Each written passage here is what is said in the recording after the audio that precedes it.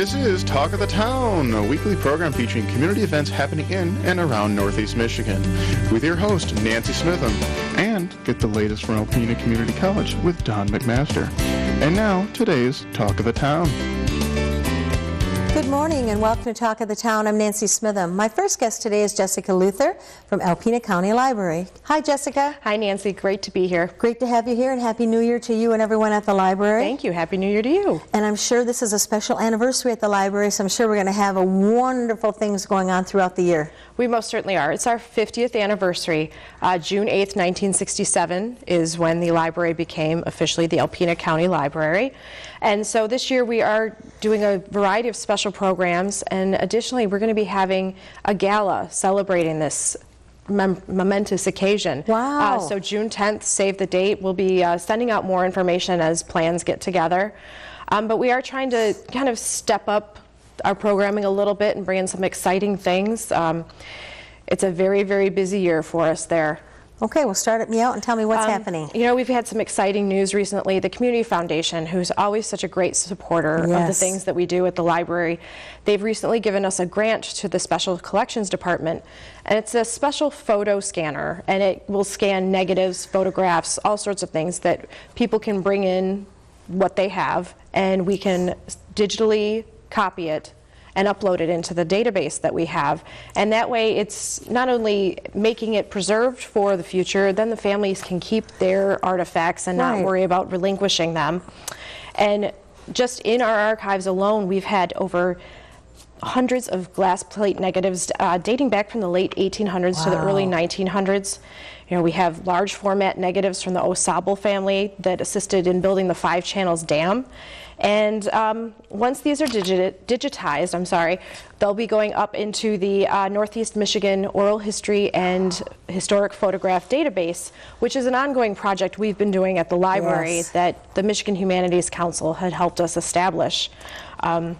You know, it's always bustling in our Special Collections Department. There's just so much going on. Well, thank you, the Community Foundation, for giving you that grant, because that's something that's needed, because I know I never want to part with any of my photos either. No, and it's just a really special thing, because we've got just so much rich history in the area. And then kind of related to that, you know, this year marks the 100th anniversary of the United States entry into World War I. And so we here at the library have been selected to host a traveling exhibit from the Library of America and the Gilder Lehrman Institute of American History based out of New York. And part of that is focusing not so much on the history of the war, but its long-lasting impact on our culture, our humanities, and just the way that Americans think of war and foreign relations now. So we are going to be hosting a traveling exhibit called World War I in America, and that starts March 1st, and it'll be through the 23rd. It'll be open during library hours. But in addition to that, we'll be doing some programming, and one of the big parts of this initiative is to hear the stories of people that were in the war. Oh, yes. And so there is a curated selection of readings called the World War I in America Reader, which we'll be making available through a downloadable PDF on our website, our Facebook page, and also have some printed copies available at the library. And we're encouraging people to take a moment or a few moments and read these short selections and just gather their thoughts. And we'll be hosting a discussion of these readings on March 14th at 6:30 at the library. It will be a facilitated discussion by some scholars, and we're really hoping to encourage veterans and their families to participate in this. Because we have a rich history with the wars in this. We Alpena. do, and there's just so many different facets to the war and just how it's impacted the way we are now. We're also encouraging people, if you have photos, documents, letters from any of the modern wars, to please come and share them at the library. We will scan them and upload them. We'd like to have a special collection focusing on our veterans. And then other programs that we're doing with that, we have March 6th at 6:30, that's a Monday. We're doing Letters from Levi, which is the service of World War I soldier Levi Stevens, as told through his letters home. His granddaughter will be sharing his letters. Oh, wow, it gives me goosebumps. So that's really exciting. And then the following evening, we'll be showing a PBS documentary through their Point of View film series called Of Men in War, and it's exploring the impact of PTSD on returning soldiers. The 9th, which is 2 days later, that Thursday, we'll be doing a screening through the Lincoln Center, local screenings, which is a library program. And it's an artist project called The Home Show. And it's veteran artists, dancers, actors who will be presenting. It's a screening, so it's something we'll be streaming, but their artwork that they've used to get through the experiences that they've had. And then Monday, March 20th, we have Wayne Lusardi coming, and he is going to be presenting a presentation on the Great Lakes contribution to World War I. So that's and Wayne's just such a fantastic speaker. Yes. So that's a lot of stuff that we have going on. And then the Lincoln Center local program is something we've signed up to do, and it's through the Lincoln Center Performing Arts program in New York City. And they give us free access to recorded programs.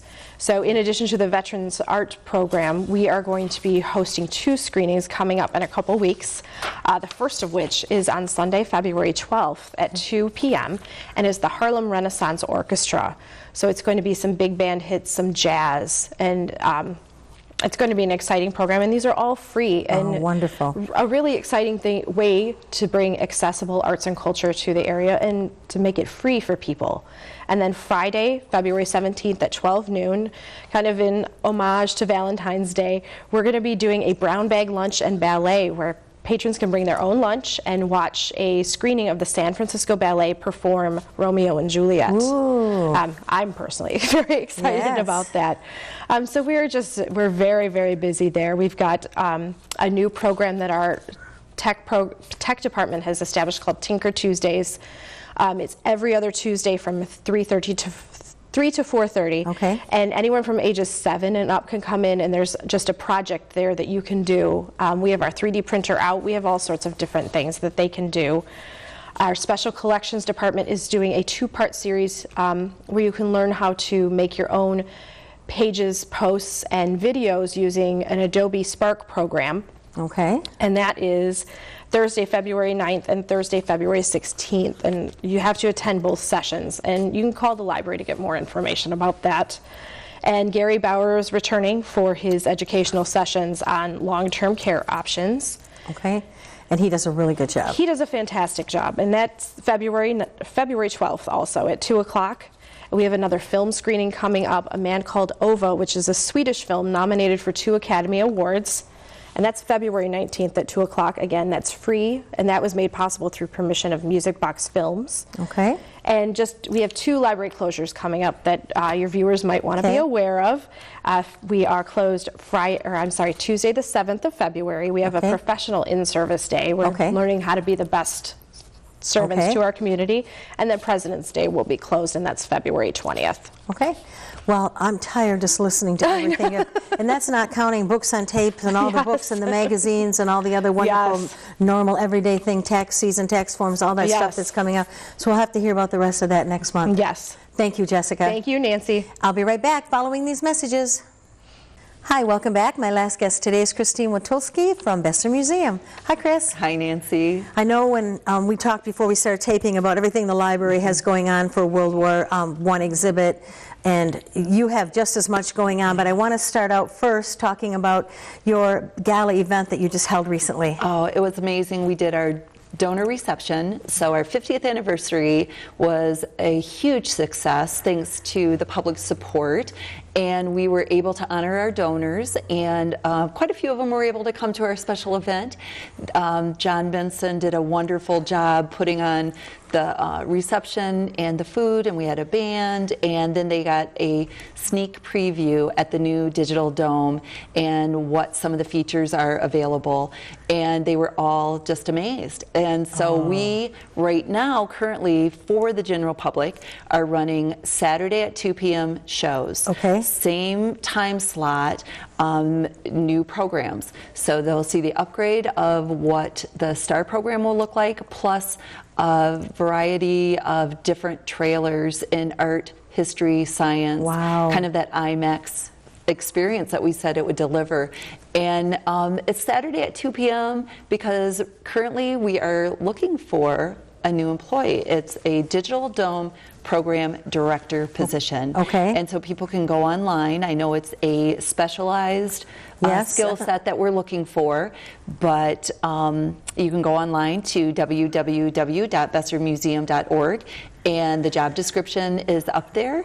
And if that's something that people feel that they're qualified for, you know, because we have met people that surprise us with the experiences that they've had, the places that they've been. Retired from somewhere, right. So we may be able to find somebody just local. I hope so. Or somewhere across the country. So right now it's open, and I would just encourage people that are interested, check that out. So once that person's on staff, they will be able to then run the planetarium more often and build content, and then also train a volunteer staff. So we're also looking for volunteers, and I've had a couple people step up from the community and say, you know what, I love astronomy, I used to do this in college, and I would love to volunteer when I have the opportunity. So that is in the future, our next step for the Digital Dome. Perfect. So what's happening after that? So right now, currently, we have our new art exhibits in January. The Bob Young and Janet Young exhibit opened, had a great reception for that.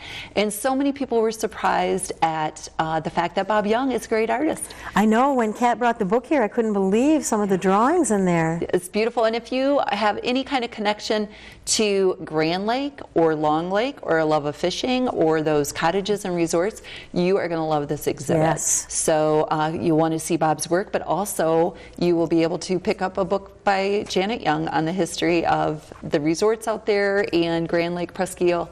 So that's really great. The other thing that just opened is and I have to read the images from the Storyteller's Night Sky. Oh. And so that is a sister-sister act where Bob Young and Janet are brother-sister. These are two sisters. Mary Adams Stewart's the program director of the International Dark Sky Park in Emmett County, wrote the narrative, and her sister, Patricia DeLisa, she's from New York, she did the watercoloring pictures that depict the stories that Mary Stewart Adams tells. So you'll want to come in and see that. It's a beautiful, colorful exhibit. Perfect for this time of year when we need color. Oh, yes. And then shortly after that, we'll be opening the American Printmaker, and that will be a new collection in the Wilson. And Danielle, our collections manager, exhibits curator, has been scrambling since the new year. I bet. We take down Christmas and then put up these art exhibits, and she too is working with the Northeast Michigan Genealogical Society on the World War I exhibit. So it will complement what the library's been doing with World War I. Rosemary Guthrie, the president of the Genealogical Society, approached us last year to get these three institutions really focusing on the celebration of World War I. So you're looking for artifacts and all kinds of things to put on display. Exactly. So if you have any World War I artifacts from your ancestors, bring that in. The Genealogical Society has been doing research, and it's not just Alpena, it's Northeast Michigan. Okay. They truly want to represent all of Northeast Michigan. And so we are also working with John Dove, which we worked with before with our World War II exhibit, and getting some collection pieces in. So that will open the end of April, and they're really wanting to do something for that Memorial Weekend. So. Okay, and just if someone hasn't had the opportunity to come and see any of your exhibits that you've had, the Vietnam, the World War II, unbelievable. You need to go see these exhibits. Yeah, and it takes a lot of work, and it takes a lot of community involvement, because each one of those truly would not have happened if our community members didn't share their artifacts, share their stories, and partner with the Besser Museum. And so that's what's so exciting about the museum, is because it really is a community center. And I feel like we really do reflect the lives, the stories, the interests of the community. I remember the staff telling me, with the Vietnam War in particular, bringing in artifacts, and that would be so poignant, there would be tearful, and you'd cry and hear the story, and you want to write it down so you have it, and it was just something you didn't expect, I don't think, but it was just so heartfelt. Every piece that came in had a meaning from wonderful people right in our very own communities. Right, and the collaboration with the museum and the Northeast Michigan Genealogical Society and the library and the presentation the library already has in line. It's going to be a really nice honor, a tribute, and an educational experience for this community. So I'm really excited about that. And talking about showcasing, we're doing something a little bit different for our juried art this year. Okay. Juried art is a juried art exhibition. Artists are welcome to enter pieces. It's kind of a fundraiser for the museum too. So they were entering 3 pieces. Some of them made it, some of it didn't make it. This year we put a new twist on it. Somebody actually gave me this idea when they were visiting, and it is the best foot forward is what we're calling it. Okay. Some of them are called mini exhibits, some of them were called in by a foot. But this concept is anyone can enter a piece, 2-dimensional, 3-dimensional, if it measures within a foot by a foot. So we'll have a box and you'll bring it in. It's non-juried. If it fits in that box for a fee of, I think it's $10 or $20 an entry fee of a piece, you will be able to have your artwork exhibited. Oh, how in exciting. This. It'll be exciting to see what you'll get. I mean, so many people do so many unique things in our community. Yes. And a chance for them to display it. Right. And it's a non-juried, so, you know, there'll be just a few criteria. Okay. But if you're a potter, if you're a weaver, if you're oil paint, sketch, whatever, and you can metal make art, something yes. within that dimension, and would like to have it displayed, and also, like I said, part of a fundraiser for the museum, then you will have that. And we'll have more information on our website, and we have an awesome website thanks to Kat Tomaszewski. Yes. She develops it. It's kind of like a virtual tour of the Besser Museum, and so you can go to www.bessermuseum.org, find our schedule of exhibits, find our upcoming activities, and do a little tour of our galleries right there on our website. We're out of time. Thank you very much. Thanks. I'll be right back. Please stay tuned for Dr. Don McMaster following these messages. Greetings, everyone, and welcome to Talk of the Town. I'm Dr. Don McMaster. I'm president of Alpena Community College, and I'm pleased to have as our guest this morning Tim Kuhnlein, social sciences instructor at ACC. Welcome, Tim. Thank you. So we're doing something a little different today, as you probably have seen. We're not in the couch and in the studio. We're at ACC. We're across from Grantham Theater, and today we'd like to talk about two wonderful benefactors of ACC and some of and a neat project that the ACC Faculty Council pulled together in their honor. Tim, take it away. Well, Janet Pfeifenberger passed away this past year, and one of the things we contemplated as a faculty and as a college is how could we best honor not only Janet, but Janet and Lucas Pfeifenberger. And so we decided to commemorate this plaque and etching a photo of them. And it's just great, such a great honor when you consider how much they contributed to the college. They were great philanthropists, not only for the college, but for our community. And so we dedicated this plaque. It says, "In memoriam, Lucas and Janet Pfeifenberger," and then a quote from Winston Churchill, which says, "We make a living by what we get. We make a life by what we give." And it just so reflects on the way they looked at life and the way they looked at what they could contribute to our community.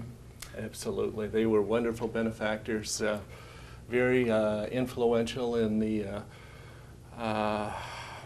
college in many ways. Lucas was an outstanding internationally known chemist at Besser Company. They were very helpful in creating the Concrete Tech program at ACC and block makers. And they did things more recently for the faculty. Yeah, and you know, outside of the college, they were very instrumental in helping create things like the Community Foundation for Northeast Michigan, the Thunder Bay Arts Council. I know they were very involved in the setup of the Besser Museum and the Besser Foundation. So obviously their tentacles reached quite far, and they never wanted credit, but we insisted that they be on these walls and be remembered. You know, I think what you were alluding to is, and something near and dear to the faculty's heart is, aside from all these other things, is the Endowed Teaching Chair Award. Yes. I think it was not quite a decade ago, but something close to that. They donated about $100,000 as an endowment, which has allowed for a $5,000 annual gift to a faculty member to engage in a project related to teaching. And so several of us have benefited from that in all areas of the college, from biology and chemistry to the social sciences, the industrial arts. And it's just again, it's a wonderful opportunity to give, to help the community reflect on just how much they did do for us.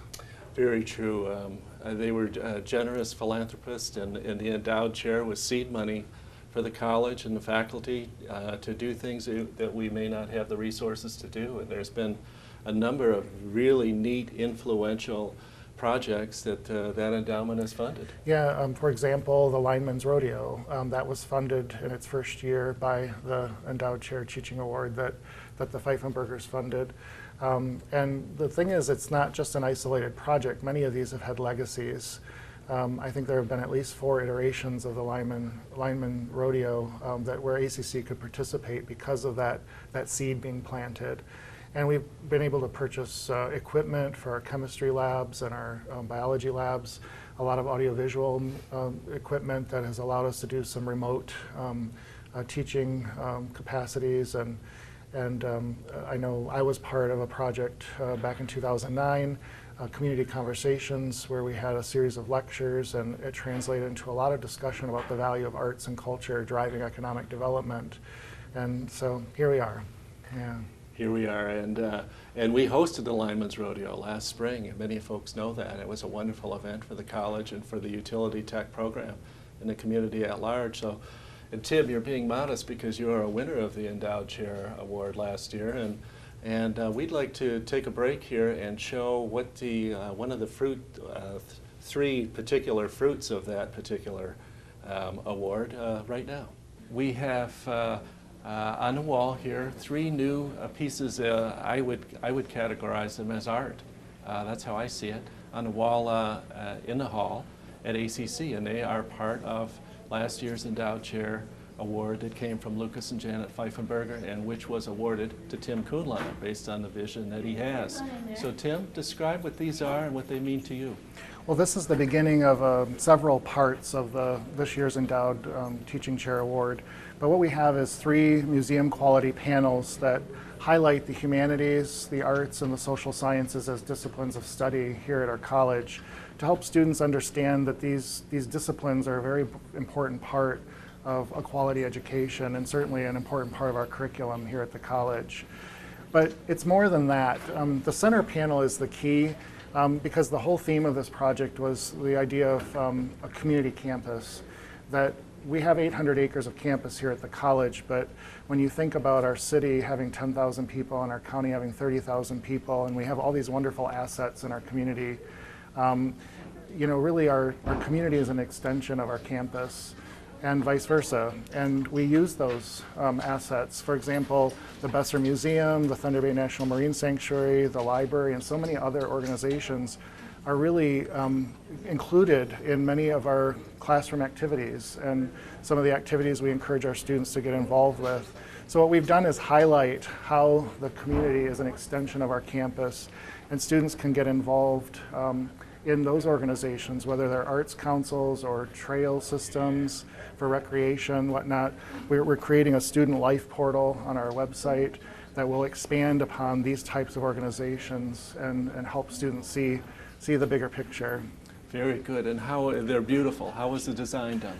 Well, Jess Rupert out of the president's office was instrumental in doing the design work, and then Ryan Fairchild from Omega Electric and Sign created the physical structures. And this all went through our beautification committee here at the college. And so we're really pleased that we've got the first sort of template of this type of thing to highlight so many of the wonderful assets and opportunities that we have, not only at the college, but in the community. So this is the beginning. The next phase has to do with some large public sculpture, where we're going to integrate the industrial arts into the social sciences and humanities, tying art into the skills that our students are learning here in our welding program, our mechanical engineering program, our concrete tech and electrical technology programs. So hopefully by the end of the summer, you'll see a very large sculpture out front.